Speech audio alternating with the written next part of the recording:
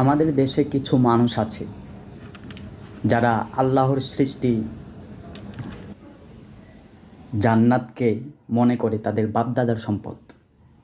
আর এই তাদের বাপদাদার সম্পদের মধ্যে তারা যাদেরকে যাওয়ার অনুমতি দিবে, প্রবেশ করার অনুমতি দিবে, তারাই শুধু এই জান্নাতে প্রবেশ করতে পারবে, আর কেউ প্রবেশ করতে পারবে না।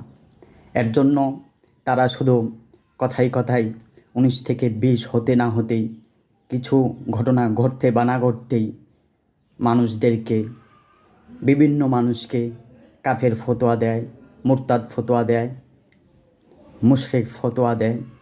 এমন বিভিন্নভাবে ফতোয়াবাজি করে তারা ঘোষণা করে অমুক জান্নাতে যেতে পারবে না, তমুক জান্নাতে যেতে পারবে না।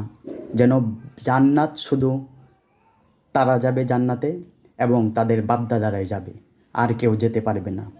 এমন অশিক্ষিত, মূর্খ এবং সংকীর্ণমনা মানুষ থেকে আমাদের সবাইকেই বেঁচে থাকা উচিত, বেঁচে থাকা দরকার।